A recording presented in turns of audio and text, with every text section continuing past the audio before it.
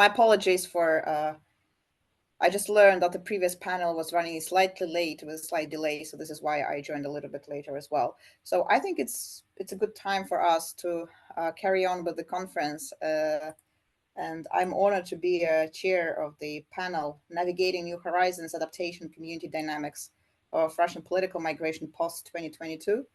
My name is Margarita Zavadskaya. I'm a Senior Research Fellow at the Finnish Institute of International Affairs.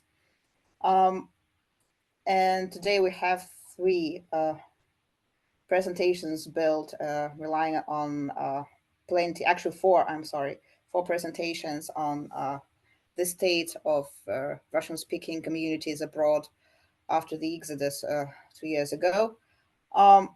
We do have a presentation by Emil Kamalov and Ivetta Sергeyeva from the Outrush team, PhD candidates, European University Institute, Florence.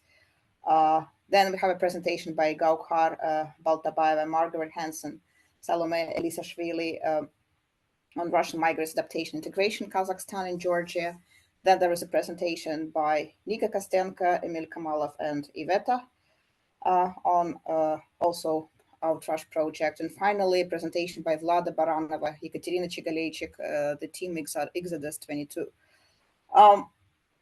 I would keep an eye on the time, so let's agree that each presenter presenters will have 20 minutes. I will be showing some signs, or I will be texting you, reminding that it's time to wrap up. And then we'll open the floor for Q&A. I hope it sounds good to you. Okay, great. So then the first presentation, Emil Kamalov and Ivetta Sергeyeva, the floor is yours. No, sorry, Rita, we actually decided to flip two presentations of ours. So let me it's still Outrush team, so it doesn't change much in the sense. Okay, Nika, so then the floor is yours, Nica Kostenko, Tel Aviv University, Emil Kamalov and Ivetta Sергeyeva. So thank you very much.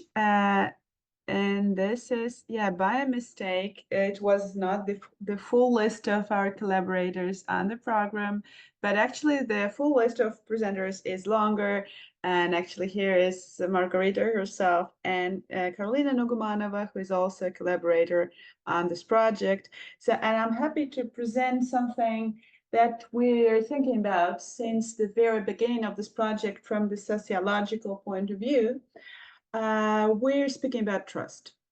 So you know the context, you know it very well, and we're speaking about this context throughout the whole conference pretty much. And this morning I've heard several presentations which amazed me by the level of triangulation we have between those projects. For example, I've listened to Ekaterina Chigaleychik, who's going to present today as well, and actually what they show is very similar to what we see in our data, so which helps us think that those that the evidence we collect is actually not not that much in a bubble as we sometimes risk when having samples that we normally have. So as you know, it's hard to distinguish between a forced migration here and a voluntary migration.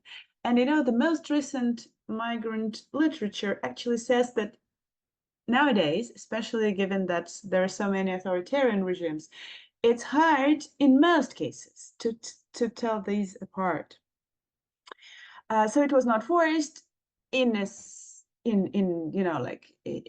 way, but it was also not voluntary, because people were driven, like this morning, Lyubov Borusak mentioned, they were driven by anger, disgust, fear, and these people also felt between the rock and the hard place because they faced some hostility from Russia, meaning, of course, not from Russian people, but from Russian authorities. Who are now saying that those who will return would go to Solovki or to Magadan or to Kolyma, which is the former Gulag. And now the host communities were also not expecting people to come in these numbers. Some had never ever had such a flow of immigrants ever in their history. I won't tell much about the Outrush project. So to tell it briefly, that we're an independent research group consisting of 5 people. So where Margarita and I are researchers, and Carolina and Ivetta and Emil are PIs. So we've collected 3 waves of the data. This is a large survey. We also have a panel and a cross-sectional data. We have several hundred interviews, which are in a collaboration with another project, Building Commons in the Russian Diaspora, headed by Regina Smith. So we have quite a lot of, like, over 10,000 people. Some like over 2,000 people have become regular participants of the panel. It's built on telegrams, and we're recruiting through online media in many countries, over 100 countries, but we're very concerned about the ethics, and we have an IRB for everything.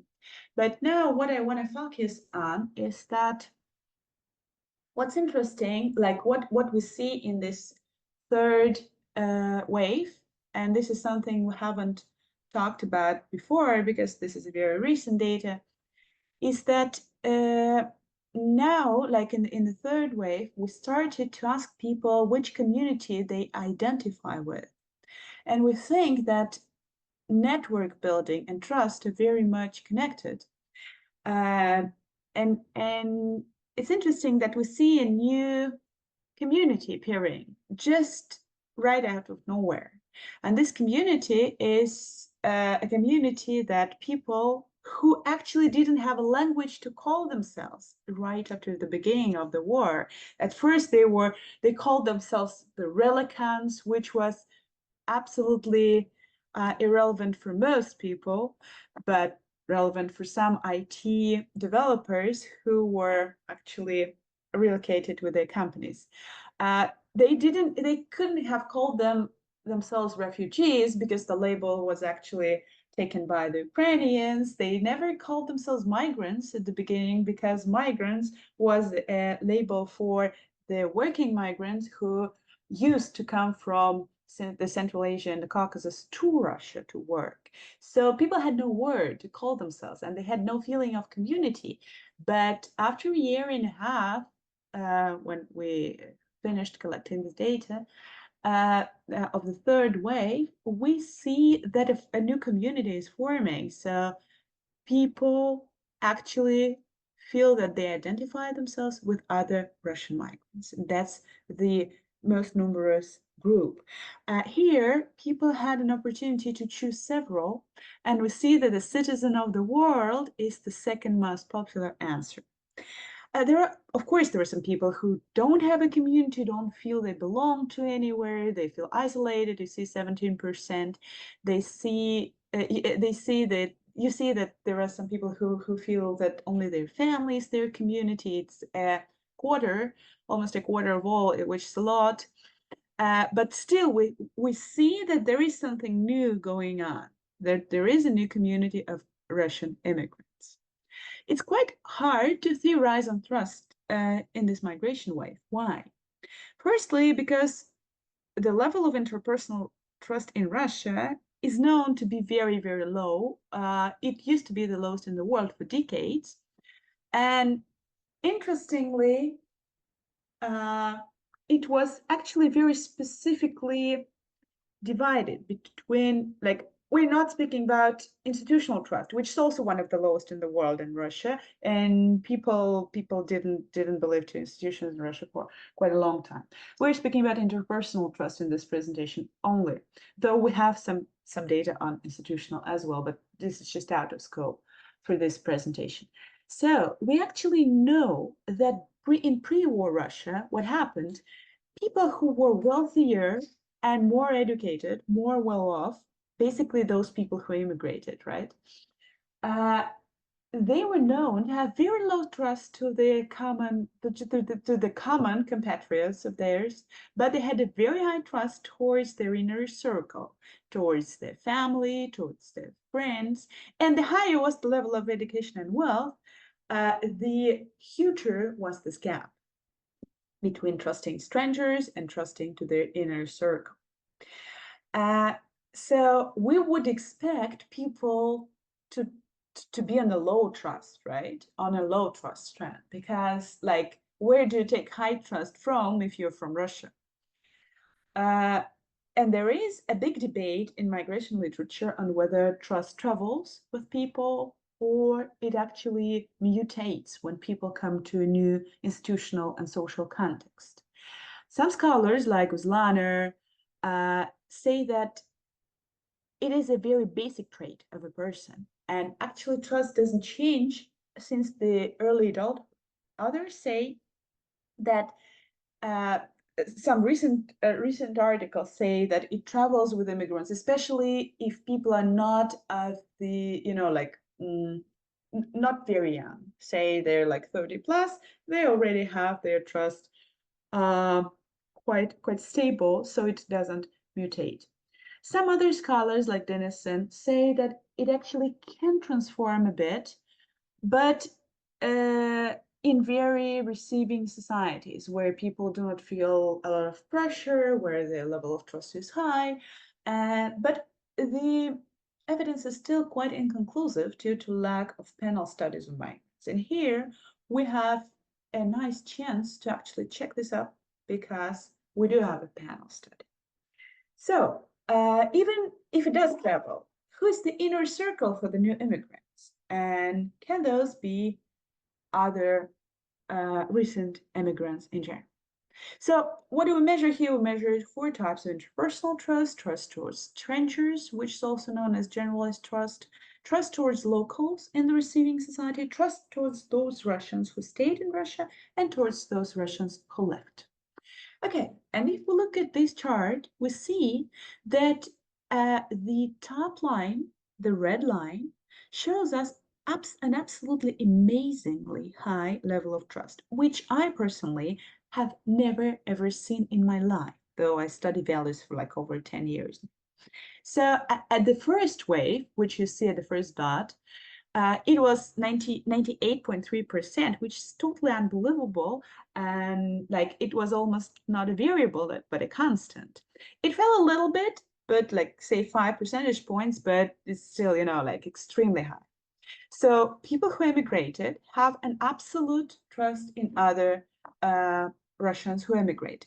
And it is also supported by some evidence we see in the interviews, because people say that when they see others who immigrated after the war, it is like a filter. You know that this person has the same political attitudes as you do, and it's very important. Then you can go on, you can build businesses, build NGOs, like do all kinds of things.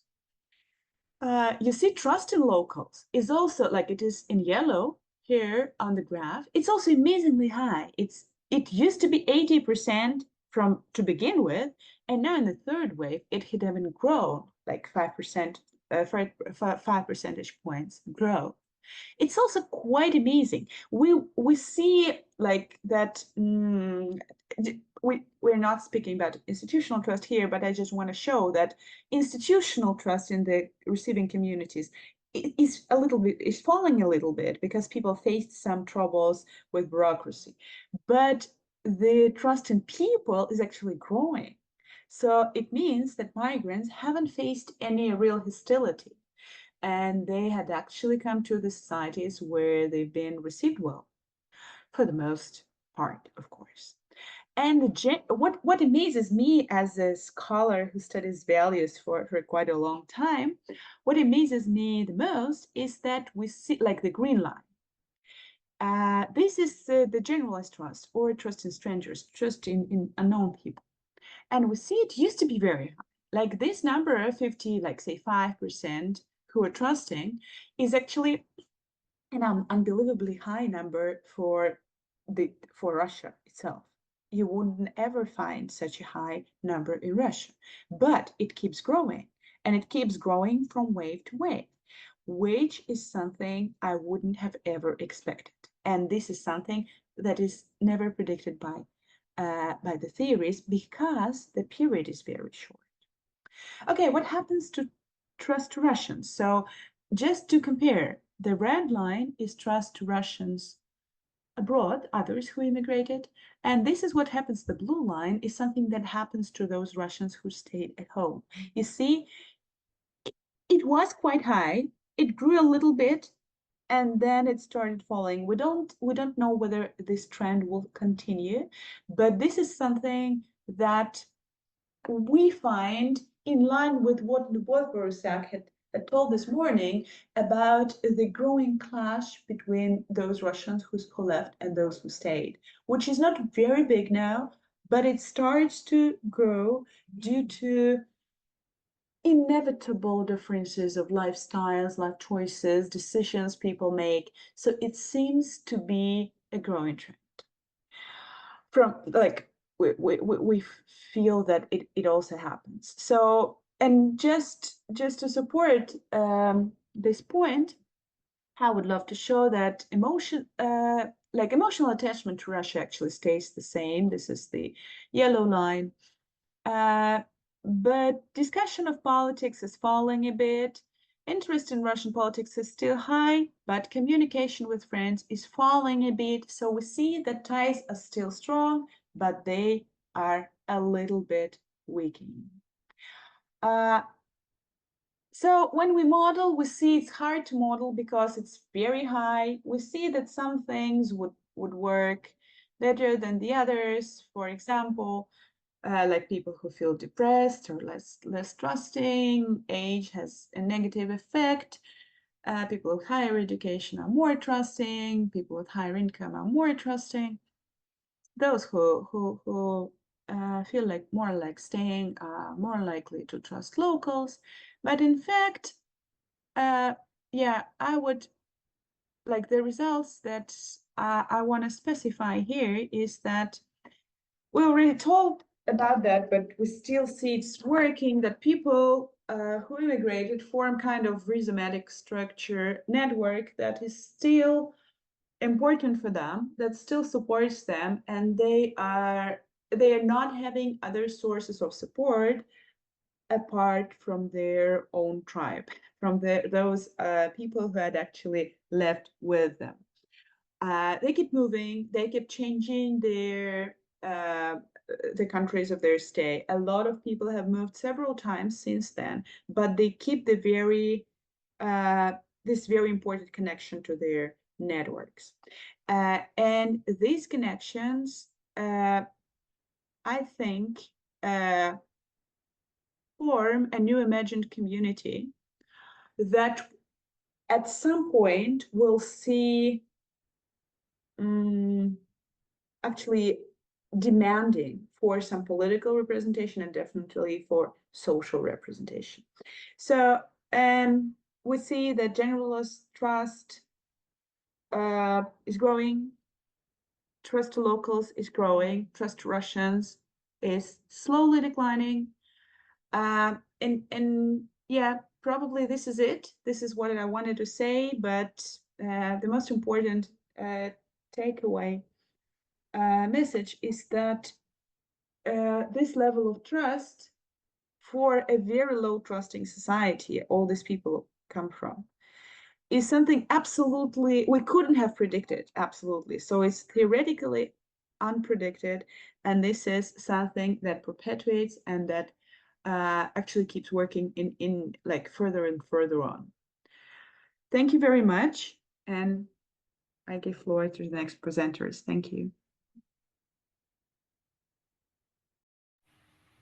Thank you so much, and special thanks for keeping up with the perfect timing. So, in the next presentation is by Gaukhar Baltabayeva, Arizona State University, PhD candidate, Margaret Hanson, Arizona State Assistant Professor, and Salome Elisashvili, Tbilisi State University, Russian Migrants, Adaptation, Integration, Kazakhstan, and Georgia. The floor is yours.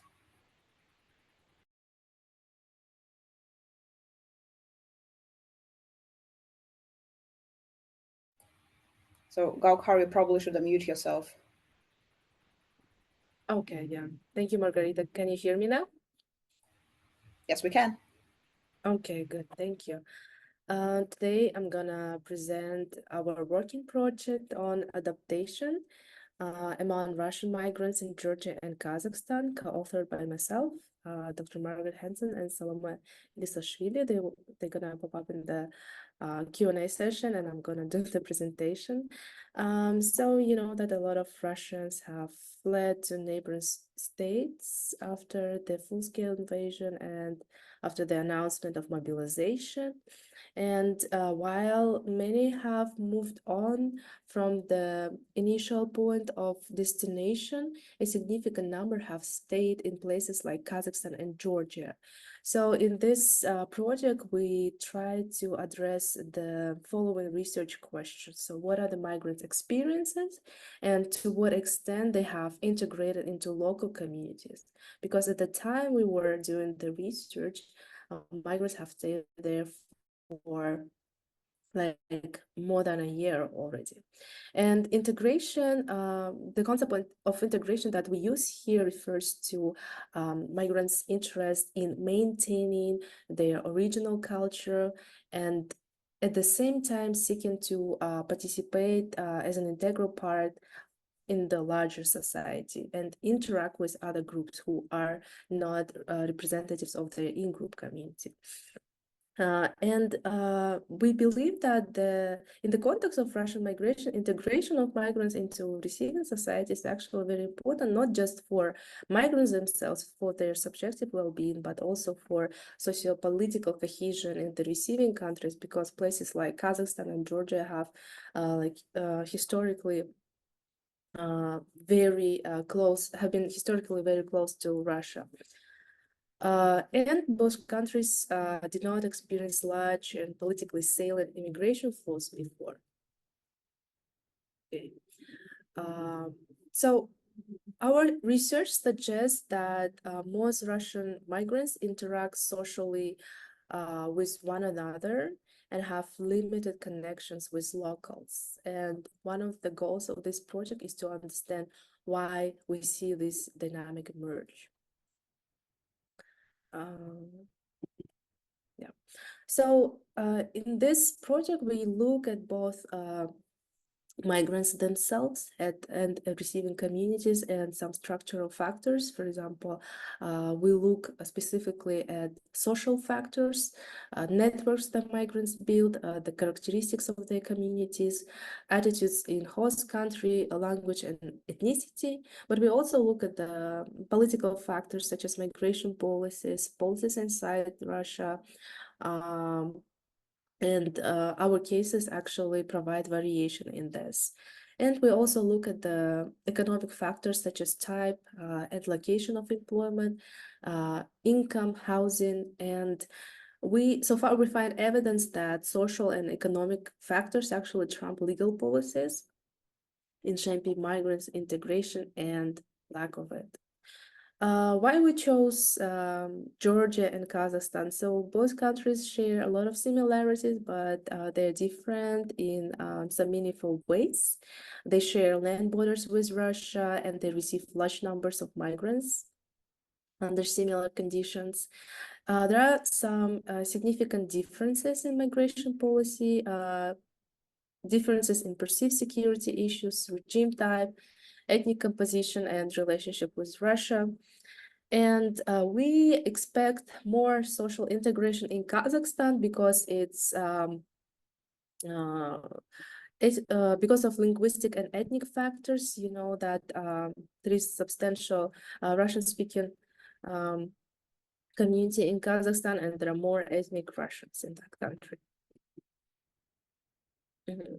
So based on the literature, we can identify several factors that actually influence positive integration outcomes. And the literature also suggests certain barriers that complicate the integration process. Among the factors that facilitate integration, of course, are social capital and specifically larger social network, and in particular, ties with locals, so-called bridging ties.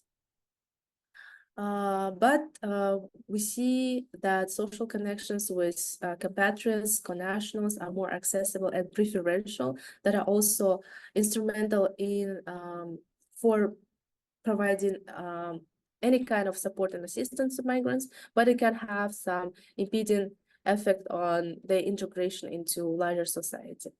Another factor that literature outlines is discrimination from the host society that prevents the formation of these wider social networks.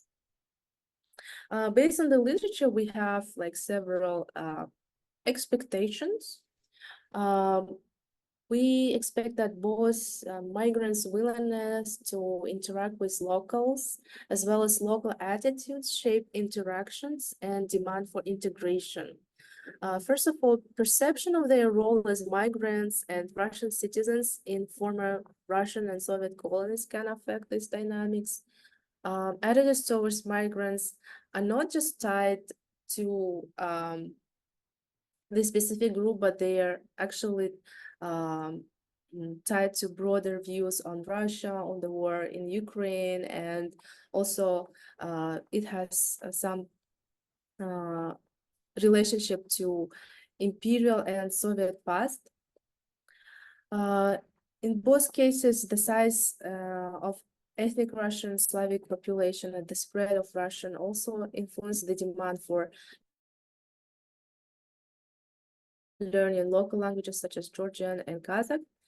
And we also expect that migrants would maintain social ties with their connationals because literature identifies in-group favoritism, that pre-existing networks is also important, and sense of comfort that guide the formation of network. We also expect that migration and employment policies would affect migrants' intentions to stay and thus integrate into receiving countries. And both cases, they offer variation in legal opportunities for obtaining permanent residency, opportunities for legal internship, entrepreneurship, and they also, these countries, Georgia and Kazakhstan, they also have different relationships with Russia that can affect the demands for integration. In terms of economic factors, we look at the type of employment because there are a lot of remote workers in these two waves that we study, and some of migrants, they ended up running businesses in Georgia who are very well supported by Russian migrants themselves. So this can cause limited interaction with local people. Yeah, but migrants who are employed into local labor market, they have more opportunities to build these bridging ties with local populations. So we conducted 10 focus groups in summer 2023. We did 6 focus groups in Georgia, and we did 4 focus groups in Kazakhstan in 2 cities, Astana and Almaty. We recruited our participants through social media as well as snowballing method, and we also have 10 interviews with Georgian citizens across different age cohorts. So we try to have different age groups represented in these interviews. And as in other studies, our research participants, they demonstrate some shared characteristics, although we try to recruit respondents of different demographic and socioeconomic characteristics, we end up having like very homogeneous sample. A lot of respondents were quite young, so the mean age was like 32 years. They were educated, having undergraduate degree or higher. They came from urban areas, mostly Moscow and St. Petersburg, and they self-reported being financially having abundance or living comfortably before migration. And we had migrants from first and second waves of migration. this is a very like exploratory, inductive research. It was intended to be so because this open-ended approach actually helped us to explore migrants' experiences without any preconceived theories or expectations. We asked like open-ended questions and opened the floor for discussion. And we identified several things that I'm gonna discuss now. So we found limited integration into local communities because Russian migrants, they interact primarily within self-supporting immigrant communities. So this is the source of a lot of resources for migrants, and what is more important that our respondents report that this is very helpful in terms of emotional support to be in touch with like-minded people, as you can see from these discussions, excerpts from our focus group discussions.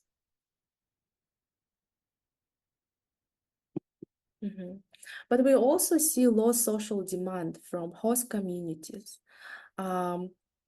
So this perceived lack of demand for integration actually shape migrants' experiences. You see, our respondents talk that yes, we like socialize in our expat bubbles, in our like immigrant communities, but we don't see any willingness from host community to accept us and incorporate. And this is especially pronounced in Georgia. What is also important is that low social demand actually related to local attitudes. For example, in Kazakhstan, our respondents met a lot of local citizens who actually supported the war. And this was kind of a major surprise for them, because they say like, this is actually what we why we left Russia, but we faced the same views as in there. So that's why this hinders the integration into local communities, because they want to stay, they have more incentives to stay within migrant communities and socialize with like-minded people. And since we don't see a lot of integration into local communities, we can say that these bridging ties that are very important to social integration are actually absent, because a lot of migrants, they have very few interaction with local people, and they have very low incentives to learn local languages, because most respondents, they cited language as not being a major problem, meaning that they're very comfortable just using Russian without learning any words in Kazakh or Georgian.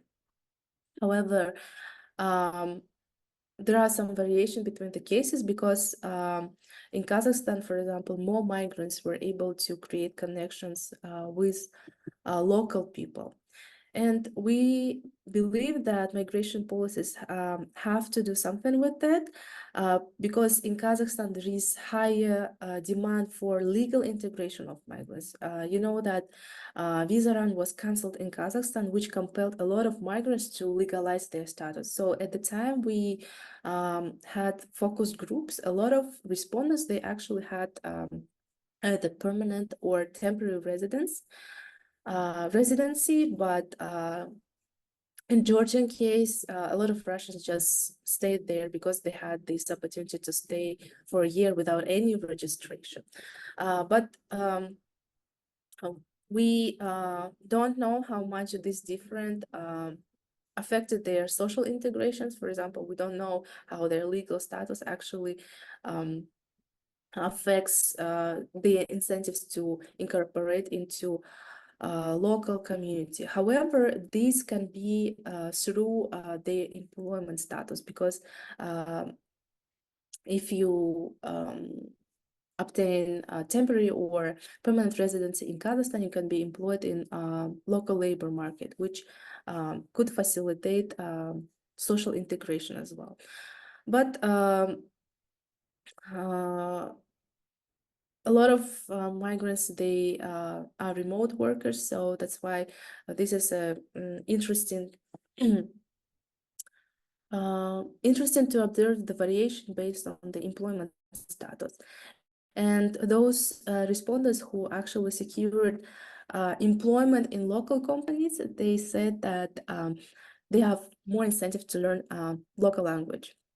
So some respondents in our sample, they were seeking local employment. They said that they don't want to work remotely.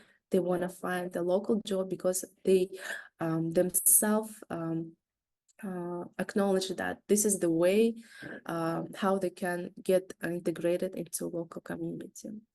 And another factor that we found affects the intentions to stay in these countries, as well as motivations to integrate into local communities, is this idea of imaginary move and imaginary return. A lot of respondents mentioned beautiful Russia of the future. A lot of them, they expressed some caring feelings toward Russia as a country. So they said that once something changes there, once the regime changes there, they're gonna go back, they're gonna contribute to its further development. And they also had this idea of going somewhere else. So respondents both in Kazakhstan and Georgia, they said that we're thinking of going somewhere else, maybe applying to a humanitarian visa, or we're thinking of changing citizenship, obtaining dual citizenship. But based on their experiences, based on what they told us, they don't do anything in order to get closer to these dreams. That's why we say that these are imaginary migration intentions. So this was it, and we believe that this project has a lot of implications for socioeconomic and political development in receiving countries, and also for regional relations based on the historical relations with Russia. So this is pretty much it. I think I was good at timing. I'm gonna stop the demonstration now. Yeah, thank you. Yeah, you were ahead of time, actually. You are ahead of time, so thank you so much. Thank you. So, okay, without any further ado, I'm giving the floor to the next presenters, Emil and Ivetta, European University Institute Outrush team. So you can leave the autocracy, but will the autocracy leave you? Subjective well-being of Russian political migrants in 2022. Thank you, Margarita.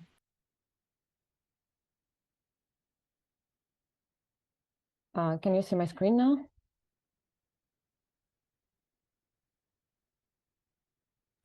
Yes, we can. Okay. Thank you. So this is a presentation based on a paper that I co-authored with Emil Kamalov. We're both PhD students at European University Institute. This paper is based on Outrush data.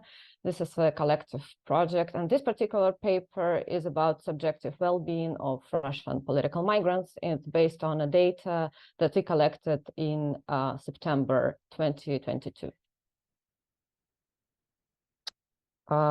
So Outrush project, it's a panel survey of Russian migrants, and sorry, I think that you can see probably it's a PDF, right? Yeah, just close the bookmarks and all tools from the both sides, and then press Control L, and then it would open the full screen first. Okay. Yeah, because I didn't want it to be as a PDF file, I'm sorry.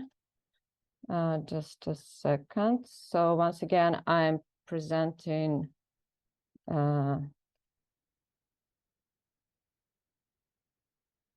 I'm presenting a screen. What did you say? Should I click?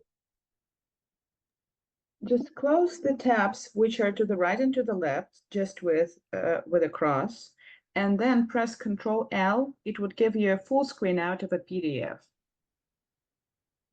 Okay. No, it's not working. I'm sorry. Or Command F if it's Apple. Yeah. Now it's Okay. almost full screen. Yes, that's good.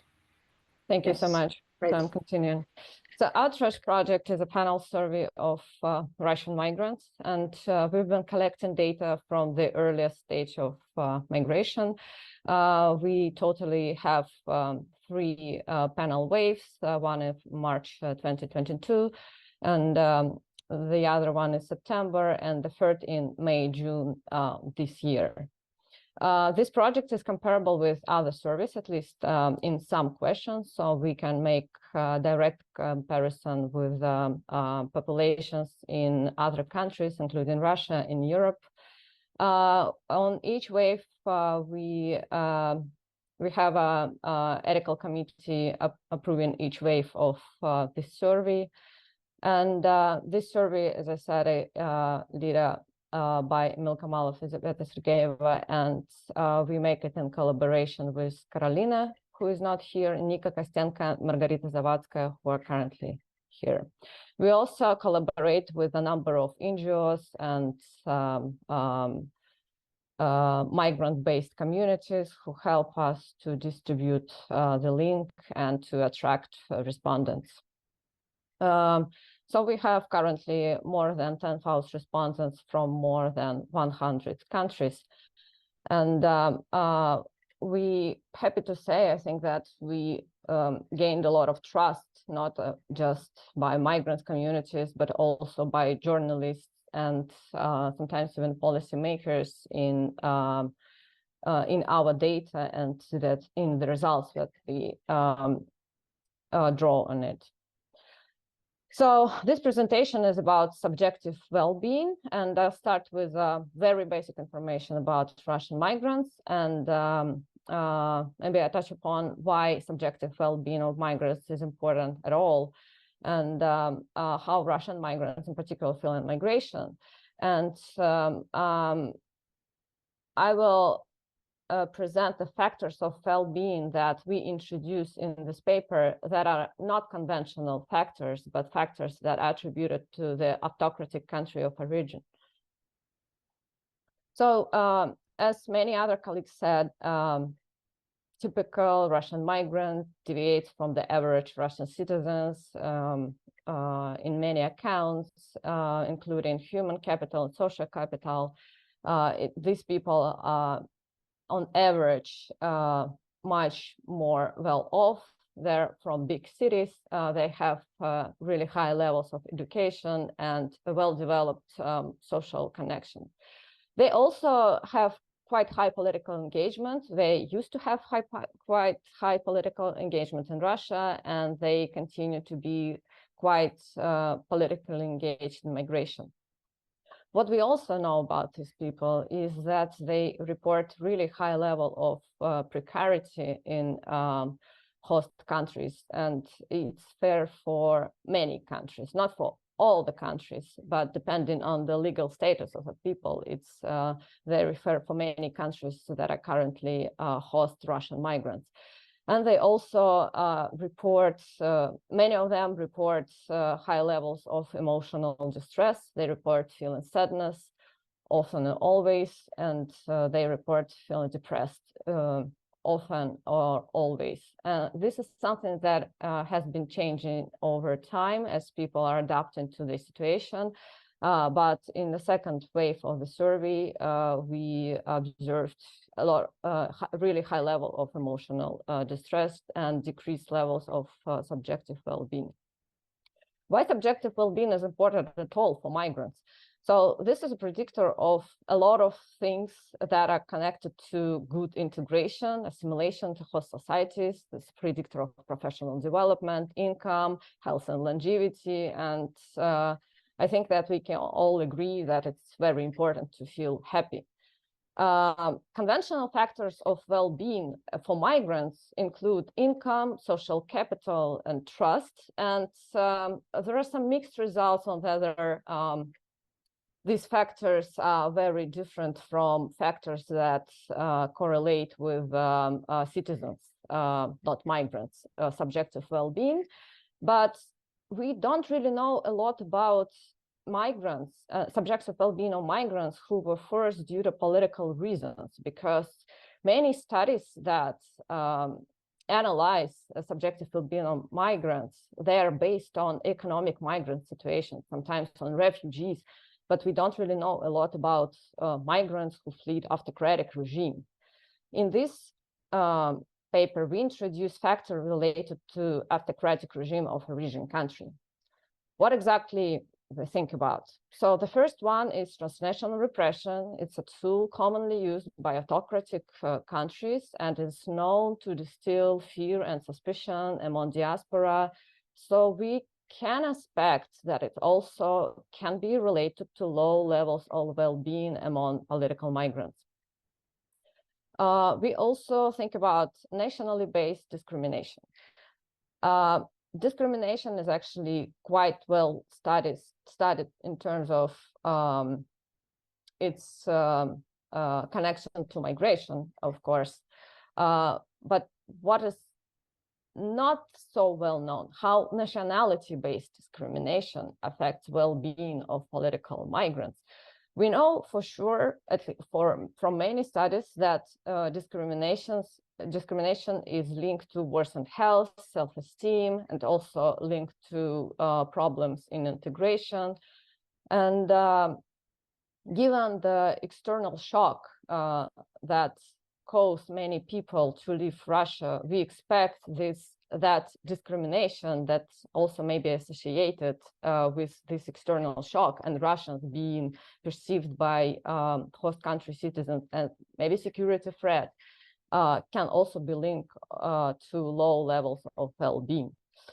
Another important variable that we consider is the guilt for home country's action.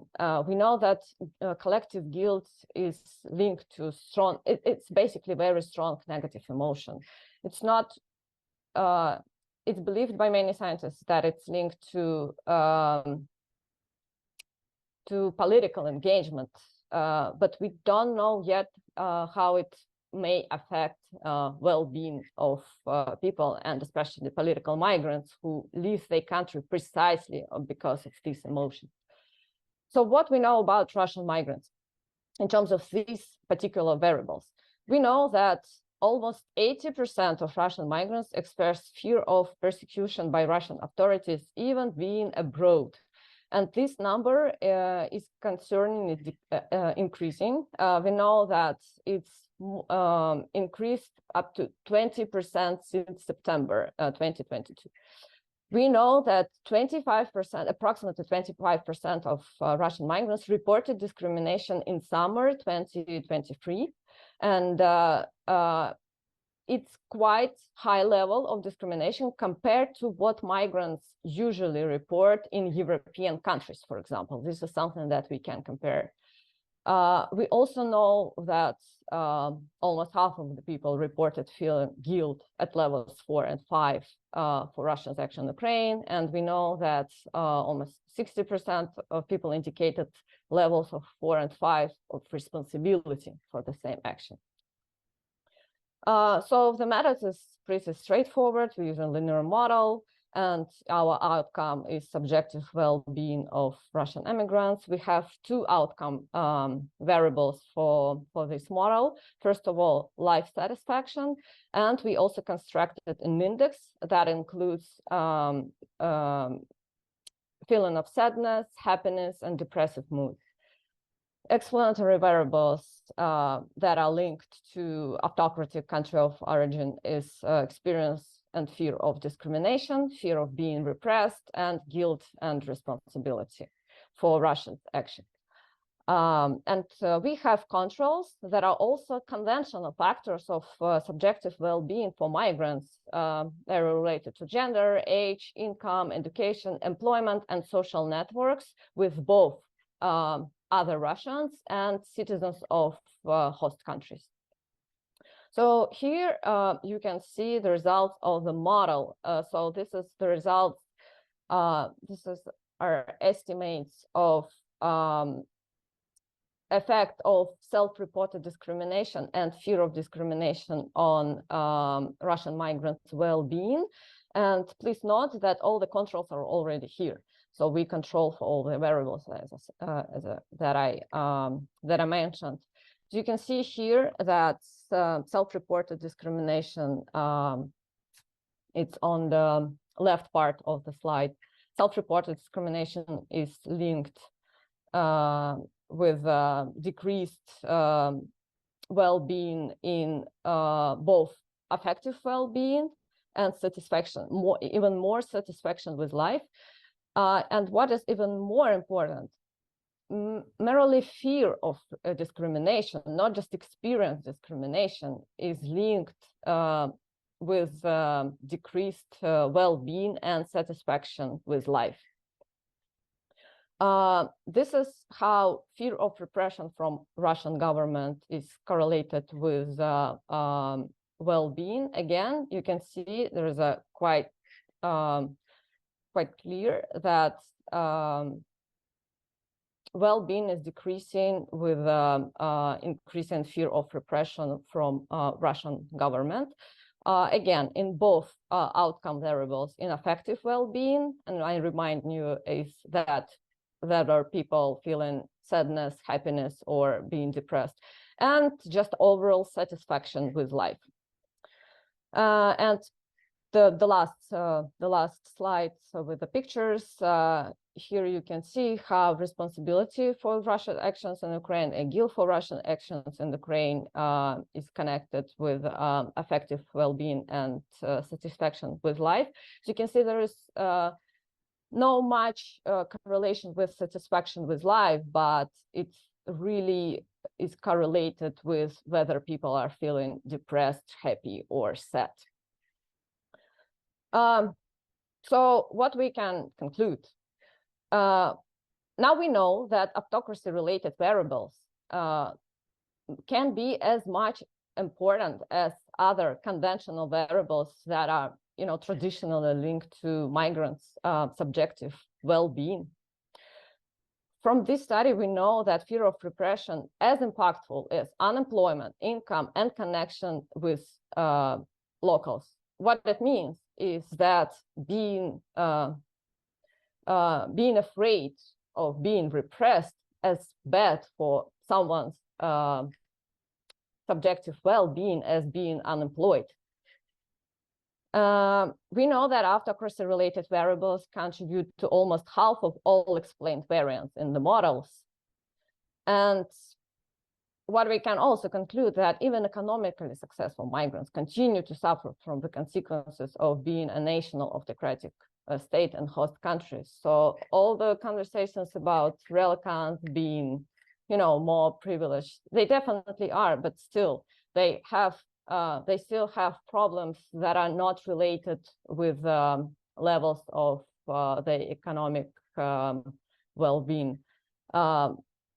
This is especially important given that we know that migrants are actually, these particular migrants are actually not economic migrants, and they are losing money, they're losing their status in this migration.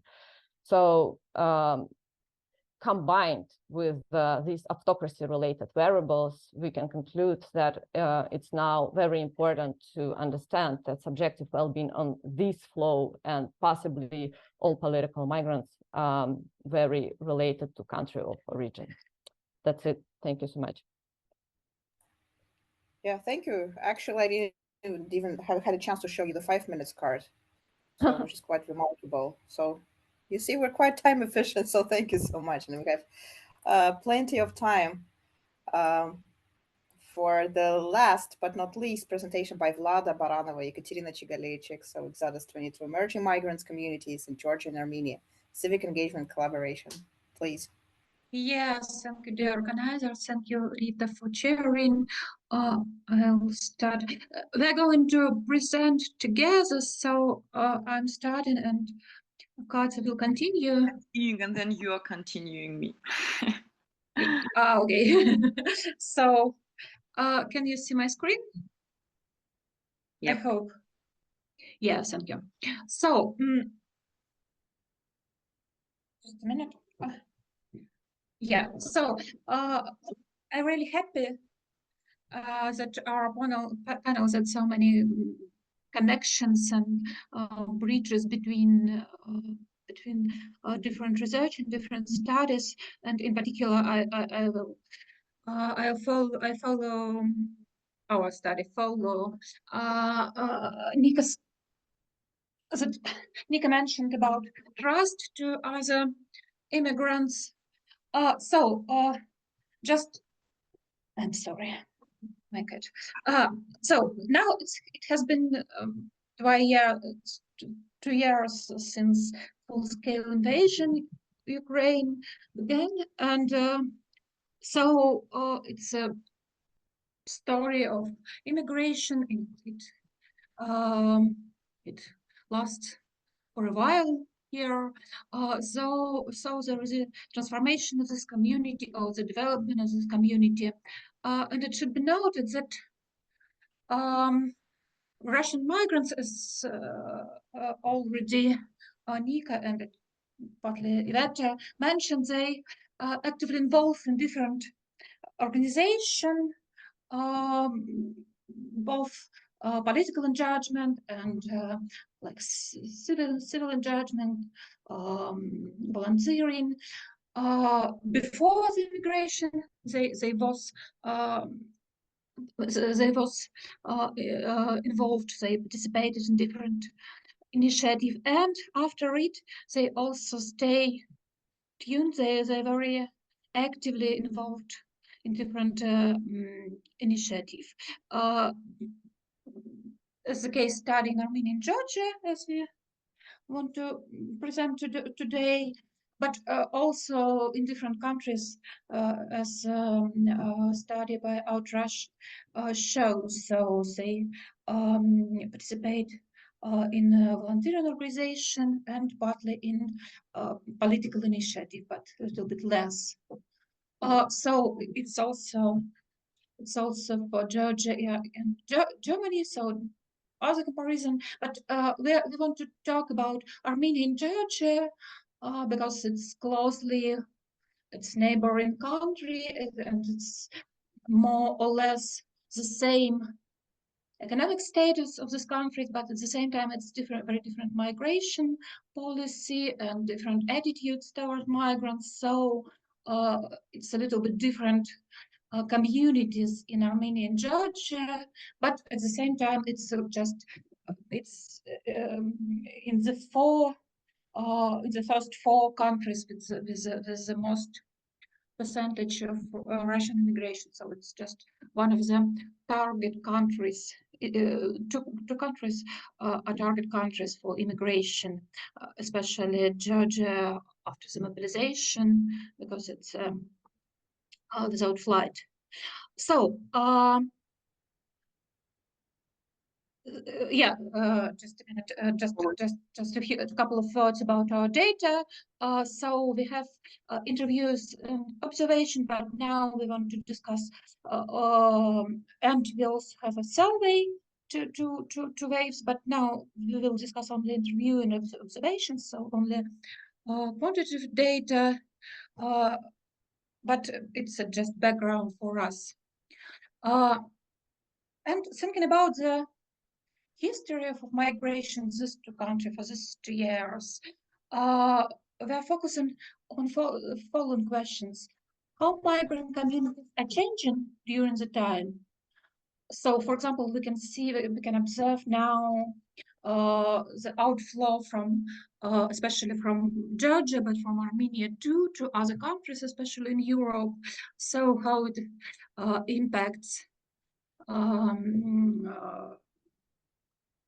If it impacts somehow on the community, on the life, and what does the self-organization entail in the long term? Is it stable or not? It's a question for us. And other important question for us, the interconnection and mutual connection between host community and migrants, because of course they affect each other, but as Gaukhar mentioned, they a little bit separated from each other, especially in Georgia, as we also will say.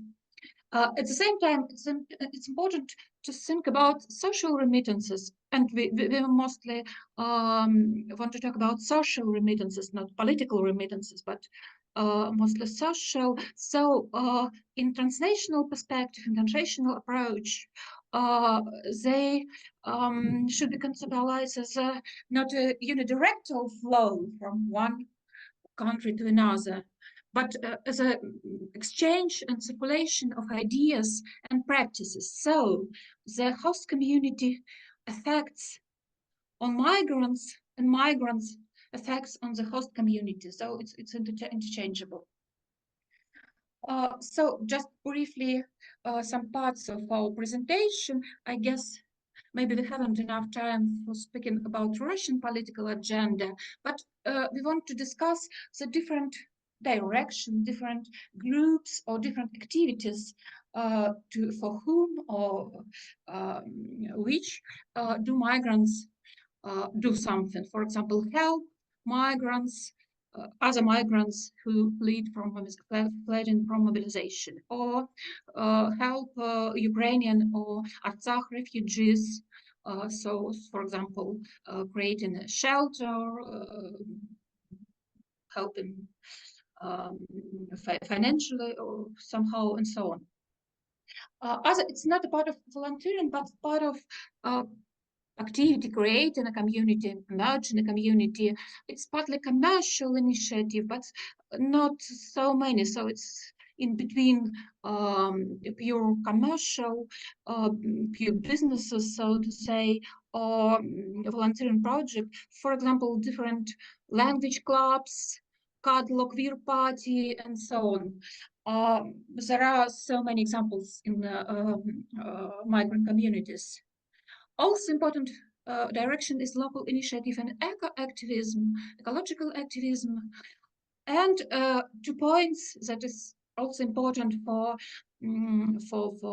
civic judgment, participation in the local political agenda, and relationship with Russian political opposition, or some attitudes or some participation in protest or meetings or some other activities. So we want to talk today about the communication with host community. How is such communication taking place, if so?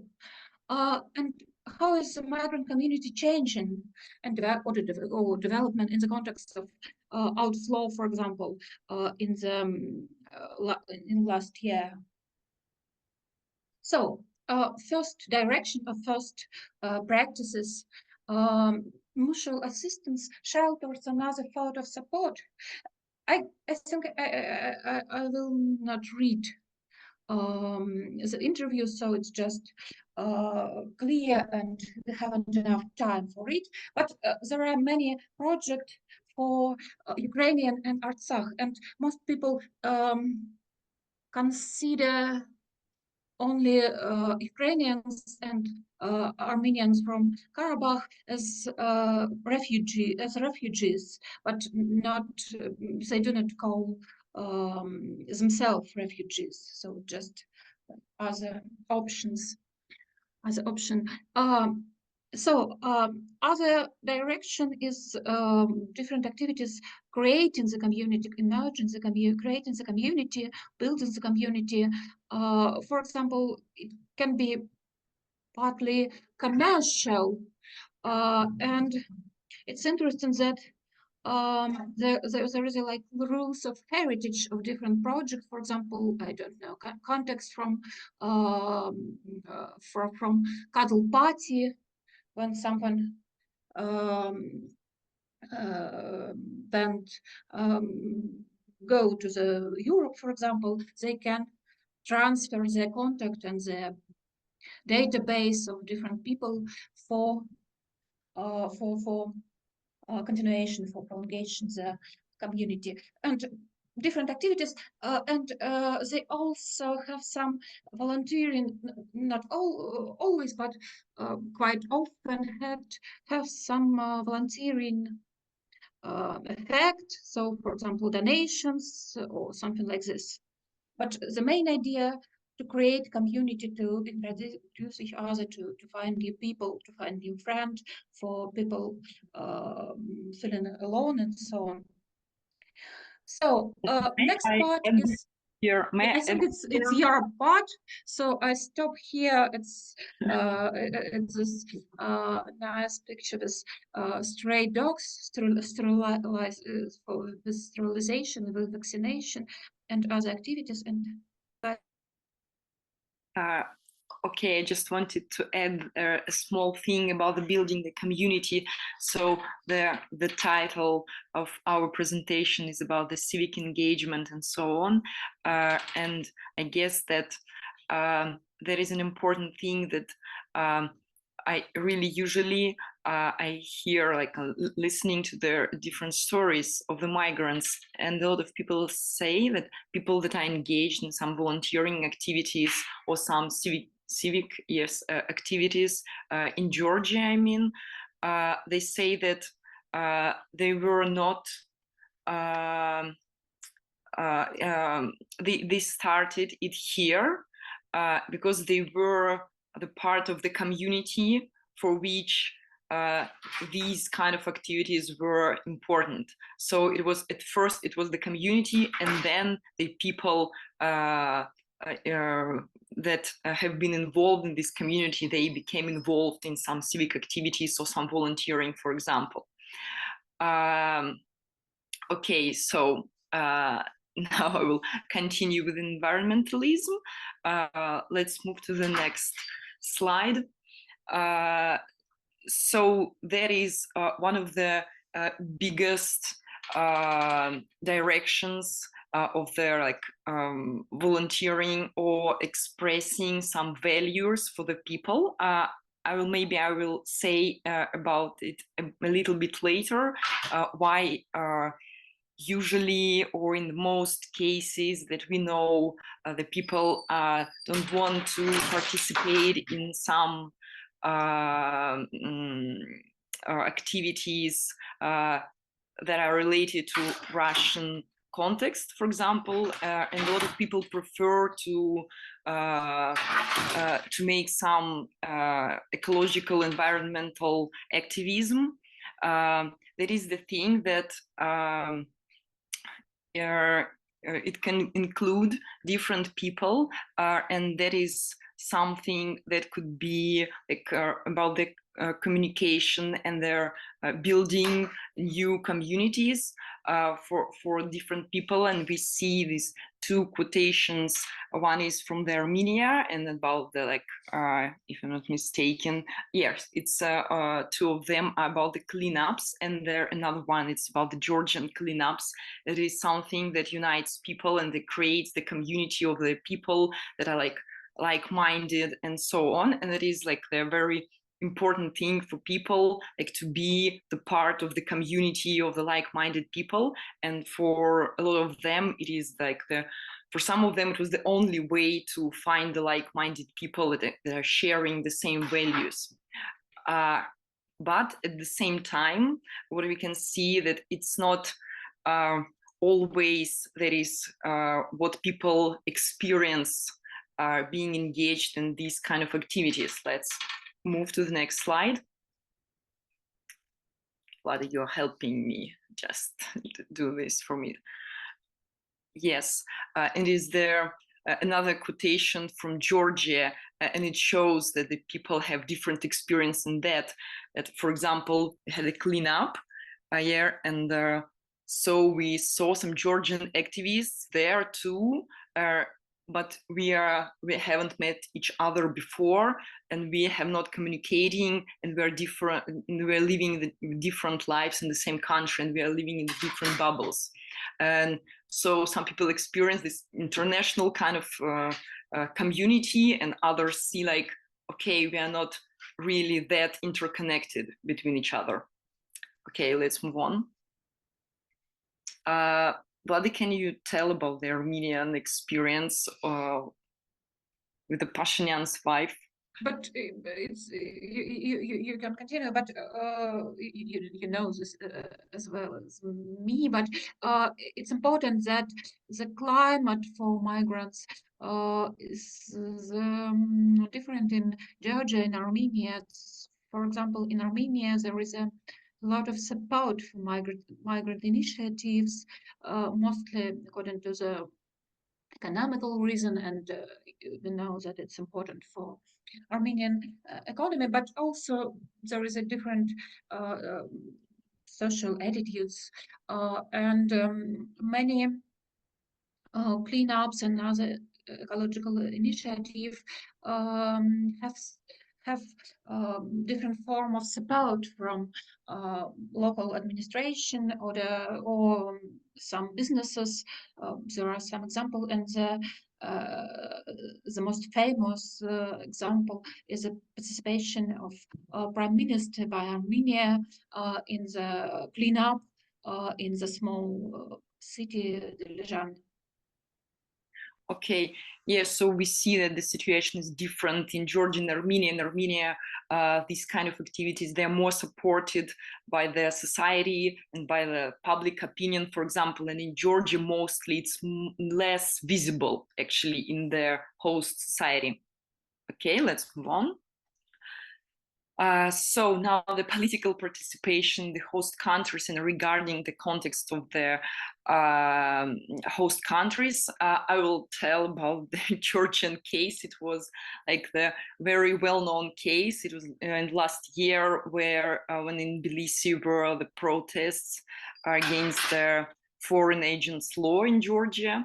And it is like the it's a very good example to see what is the discussion within the migrants community about the local politics, about should we be involved in some activities regarding this local situation or not.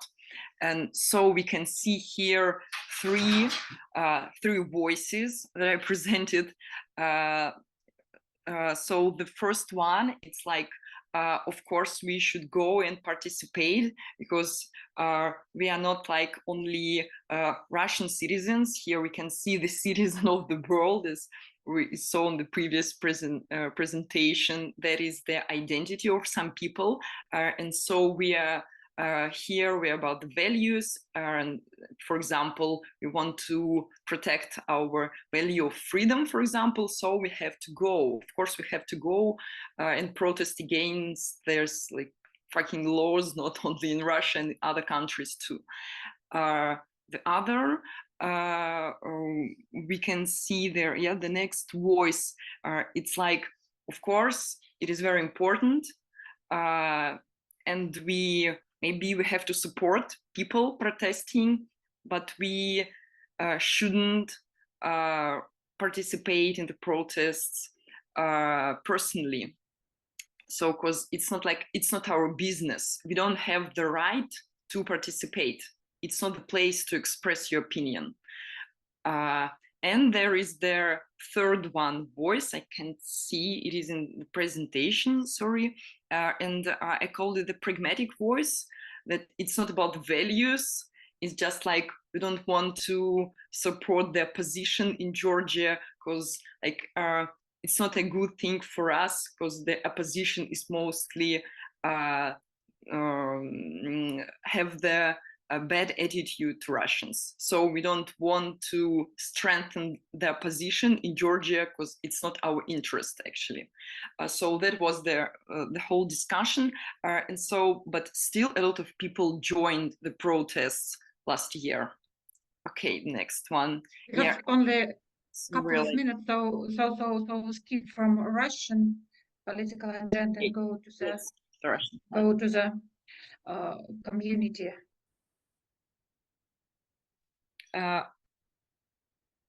Okay, okay.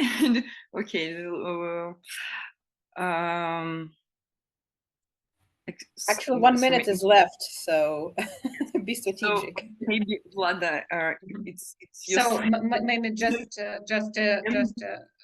finalize from in this general. and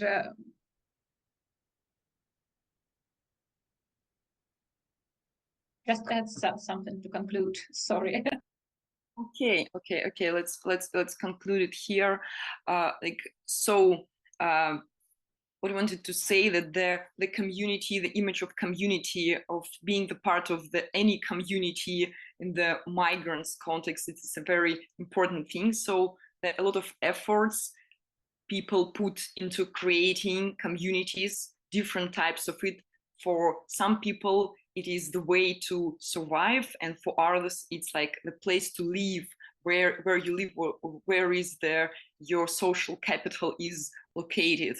So it's a super important thing.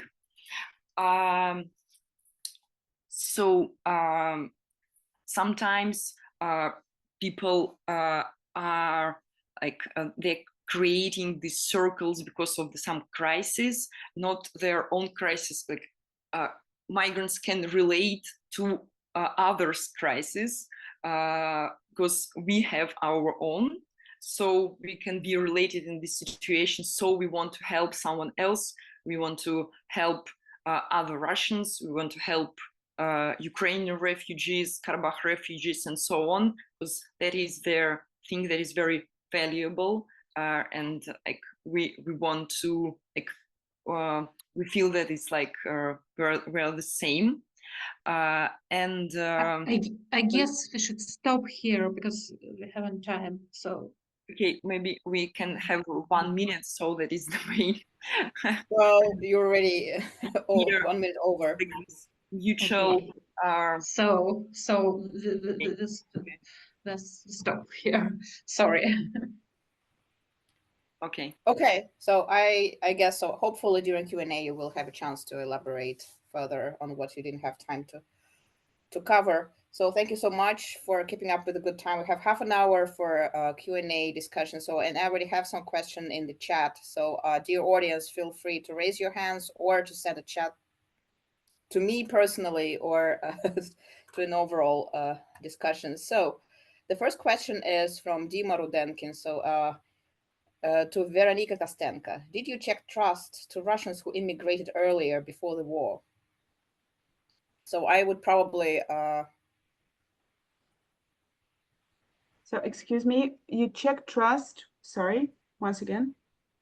Did you check levels of trust to Russians who immigrated earlier? I believe in earlier waves. No. We don't have any data on the earlier waves of Russian immigrants, but there are some studies which are incomparable in a certain way. But there is some research which is showing that previous waves of migration, say in the 90s, were very distrustful. And they stay very distrustful. So it's not a survey, it's mostly like interviews, but it's a well-known fact that these waves were very distrustful. Okay, so and there is a follow-up from Dmitry. So it's not very clear what Russian migrants are covered in the presentations, what countries, because in different countries there are different centers of coordination for exiled communities. So do we account anyhow for that? So sorry, Dima, I'm paraphrasing your question. So for instance, in Berlin, there is a huge concentration of left-wing intellectuals, and there is a feeling that, let's say in the Baltic countries or in Georgia or on the Balkan countries, the situation is quite different. So it's interesting to learn how the conflict in Israel and Palestine actually affected the Russian diasporas, because in Germany, pro-Israeli and pro-Palestine migrants from Russia were sending and exchanging actual threats. So this is something interesting for me to learn as well. So, and yeah, but we don't know. Yeah. If we're asking about outrush, we don't know, because the data was collected in late summer, like the latest data was collected in late summer, so it has nothing to do with October events and the whole Palestine crisis in Israel. Okay, so because they follow up, the next question is sort of kind of how the Israeli-Palestine conflict affected the feeling of trust, commonality within the Russian communities. Okay, so there is a final question from Dima. So it's interesting to learn more about the relation between Ukrainians and Ukrainian refugees and Russian migrants, especially in the left-wing environments and communities where the attitude towards the Soviet Union is more complicated and more complex, and more critical attitudes towards nationalism in general. This is why in Berlin, Ukrainian and Russian left-wing oriented activists or migrants, they feel more solidarity. Do you have any take on that? If you ask me, no, I don't, because we never asked about that. Sorry. So we don't. Yeah, okay. We don't study. Actually, sorry. Yeah, so I realized actually these are questions not from Dima, so these are questions from the audience. So yeah, I guessed Dima. Sorry. So okay, these are questions from the audience. Okay, any other questions or comments or reactions?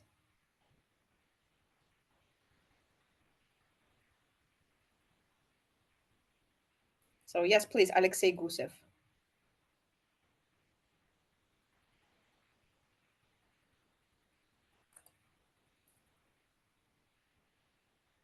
Hello, now you hear me? Yes, we can. Yes, thanks a lot. First of all, thank you very much to all the speakers, because it's really very exclusive, I would say, data and very interesting analysis. And I have also reached out some of the speakers directly because I have lots of questions and very interested to continue this communication. But I have a question to all of the speakers. Did you have any chance to compare so your conclusions about new wave of Russian emigration to neighboring countries with some other historical cases of political immigration, for example, with immigration from Iran after Islamic Revolution or something like that, because there are not so many cases of recent political immigration. But if you have any sort of comparison, that would be very interesting. But probably you didn't do it, as far as I understand. So the question is to who? It's for everyone. I think so, because there were three different projects, or maybe even four. Maybe I missed one. So to anyone who at least thought of such sort of comparison, maybe in the future, maybe not right now when you're collecting data and analyzing the data set, but maybe in the future to try to compare it to some other historical cases, not Russian cases.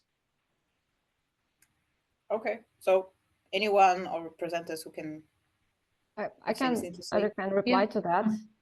Sure, yeah, Ivetta. Ultrash hasn't done anything like that yet, but we definitely think that it will be very useful, because one of the things that I think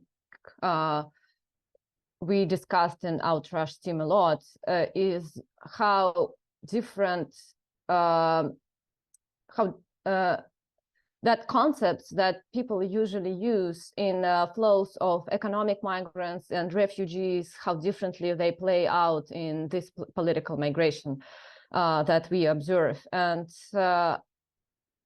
I'm talking about myself, but I'm definitely interested in maybe one day doing some sort of survey for political migrants, maybe for recent waves. This is something that we are not doing currently, but I think that it's a very good idea, and this is something that will really boost our understanding of what political migrants are, like what political migration is conceptually and empirically. So yeah, the short answer is no, we haven't done it yet, and yes, we think it will be nice to do so. Thank you. may add, we also didn't such comparison yet, but we are thinking about it, and we told in several discussions that it's necessary understand that Russian immigration is not unique. It's not a unique case. It's similar in some with some other cases, for example, Iranian political migration. But it's interesting to that it's not only a similarity with political migration, so we can compare it and to find some connections with, for example, lifestyle migration and nomadic style and digital nomads divisions. So there is a different directions for comparison and for showing that it's a part of other migration. Okay. If there are no other reactions, so there's another question from Margaret Hanson. This is a question for Ivetta. Do you have a sense of the overlap between those migrants who fear repression from Russia and those who experienced it either in Russia or since migrating? So it's curious to know the extent to which perceptions of fear are driven by experience. Thank you, Margaret, for the question. So my understanding that given how many migrants are currently, given what we observed that almost 80% of migrants are fearful of repression, it looks like it's not really correlated. What we also observe is that it's not really correlated with the host country of these migrants. So whether we stay in Germany or Georgia or Israel, we observe almost the same level of being afraid of repression in all those countries. So this is definitely something that we need to look into further. But my short answer would be that there probably some correlation, of course, like people who were more politically active or who were engaged in some sort of activities probably know that there is something that they should be fearful about, and they also probably follow the news, so they know that there are a bunch of new repressive laws just being introduced, so they're just more informed in general. But what is really surprising is that really a lot of people are afraid, and it doesn't look like we are not quite sure yet why. That would be the answer. Right. If I can jump in, since I did subsample, some quick dirty study analysis of the subsample of those who would probably qualify for a definition of political activists in the outrush sample, the first two waves. What I can say is that I don't see any clear-cut differences in terms of fear. But what is really surprising is that the level of fear, degree of extent of fear, is pretty much the same both in Germany and let's say in Kazakhstan, which is pretty interesting. So I bet there are different drive mechanisms that drive these numbers, and probably they're quite different, because in democracies people tend to be more open and more critical. So like in Germany, so given the poisoning case, etc., so it kind of has like its own impact on exile communities, and people may express concerns about whether it's still safe for them to be even in Germany, given the fact that Germany has like a pretty reputable security services, etc., and it's a democratic state, so people can speak their minds. And in other countries, well, I think it's quite obvious why people are more fearful, because there are cases of people being extradited from Kazakhstan, Kyrgyzstan. So these cases do not add more feeling of security. So whether to what extent these people really experience, so I didn't find any statistically significant differences if I just look at the descriptive statistics. So the idea is that, okay, why people are fearful, probably they just don't know what they're afraid of. Actually, I think they're pretty much aware of what they're afraid of. So there is another question from Sergey Yerofeev. If I may, let me just, read it aloud for you. Oh, my favorite question is on theory. I love it. So could someone throw in a bit of a theory?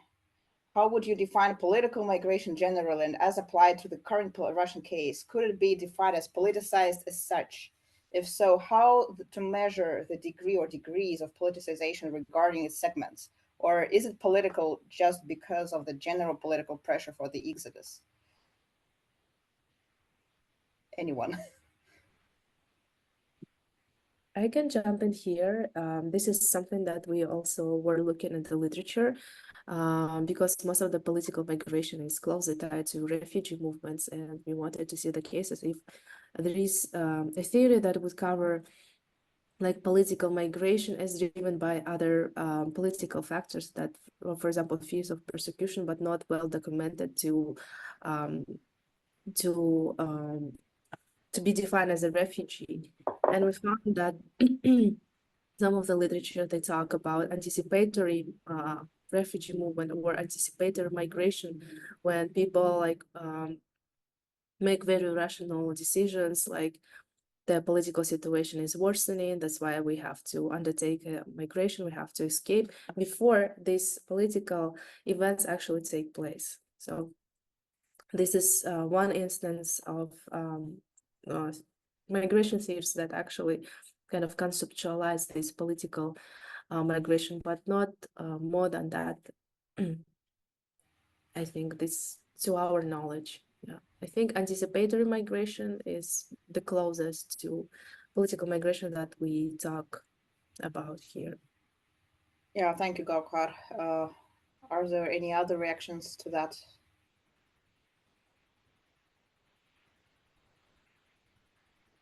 I keep receiving these questions kind of like suspiciously often. I do have a quick answer why, but probably our speakers have their own ideas. If not, so feel free to jump in or also take advantage of the chat. So if you have some thoughts after we already passed by the question. So there are some other interesting questions coming up. I think it's a question for to everyone, to all the panelists. Are there any plans to conduct the kind of research, for example, involving psychologists or political scientists? Okay, let me react to that. I'm a political scientist, so I think Ivetta is a professional political science, Emil Kamalov is a political science, so we do qualify.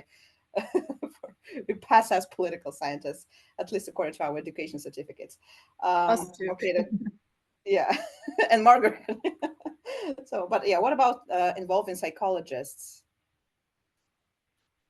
I can say that I know a number of psychologists that make their researches on migration. So, and there are conferences of psychologists on migration exactly. So I guess like maybe if we don't need them exactly, maybe we need each other. But there are researchers here, sure. I guess you can find them on the internet. Yeah, well, to the best of my understanding, so the Outrush team also doesn't have any specific project involving psychologists yet, but it doesn't mean that it doesn't have any, it doesn't make sense. So the problem is that we have so much data that it really takes a while to comprehend and make sense of what we already have. So that's probably the reasons why we don't go as disciplinary as one would wish. Okay, the question to Yekaterina and Salome on adaptation integration in Georgia. Wait. Sorry, so something is, my chat is jumping. Okay. So sorry, so yeah, since new messages appear on my chat, so I lose track of what's going on. So probably the question on psychologists and was to Yekaterina and Salome. So if I'm getting it right. Then there are other questions. What could be a successful form of interaction between Russians and Georgians? Yes, that's to Ekaterina. Sorry, Georgians to build bridges and strong social ties. It's such a complicated question. That is something that I'm trying to do here. And like, of course, we don't have like the exact answer that will resolve all these problems. It depends on like where and like which layer of the society we take. yeah, it's quite complicated, but we are like having some attempts to make like links between people, some networkings, for example, networks of activists, but at the same time, activists are sometimes they are more negative towards Russians than other people, and so on. So mostly we see these like working collaborations or something like that. And we see different generations, and people of the elder generations, they are just like okay with Russians. It depends on where migrants want to integrate, if we speak about the integration. So it is really very complicated. I see that there is the tendency like to communicate more, maybe sometimes to do something together, some collaborations, but it's like not the rise of the collaboration. It's like small steps we can see. And the other thing that I guess really impacts on that has their very big influence that Russians are leaving Georgia, and it became less tension here. And I think that it is have a big impact on their situation in general. So. Okay, yeah, thank you, Katya. So there is a follow-up, there was a clarification to the very first question. So just to clarify the very first question, the way our audience understood it, so the question was not about studying previous waves, it's for Nica, of immigration, but the question was, do migrants who left Russia after February 24 trust Russians that left Russia before the war? So this is about the relationship between like the new political exiles, we could call it this way, with those who emigrated before, like in 2010 or 2014 or 2015, even earlier.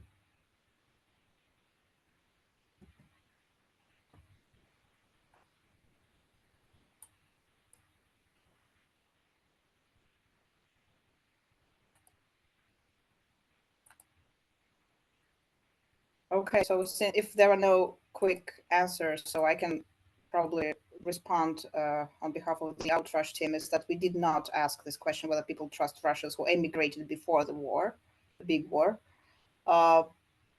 And we do not really cover the intricacies of relationship between within the Russian-speaking, I don't like the term diaspora, but the communities, because usually there are no communities in the strict term sense of the term.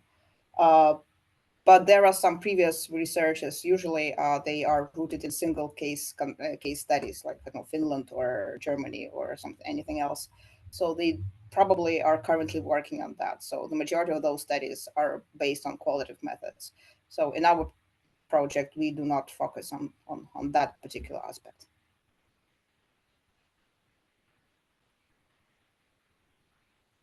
So are there any others? We still have almost 10 minutes to go. Any other questions from the audience?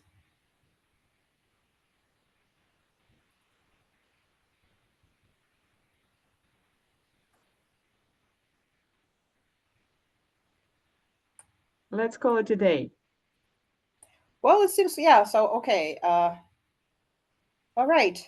So let's call it a day then. I think we were extremely time efficient. Many thanks. And it's despite the fact that we started slightly later. So we're still, I think we hopefully saved more time for next panelists and presentations, and hopefully you will have more time to relax. Okay, thank you so much for the panel. Let's call it a day indeed. And yeah, thank you for your, feel free to contact the panelists, the researchers individually if you have more specific questions or curious about the research presented today. Thank you very much, Rita, for sharing.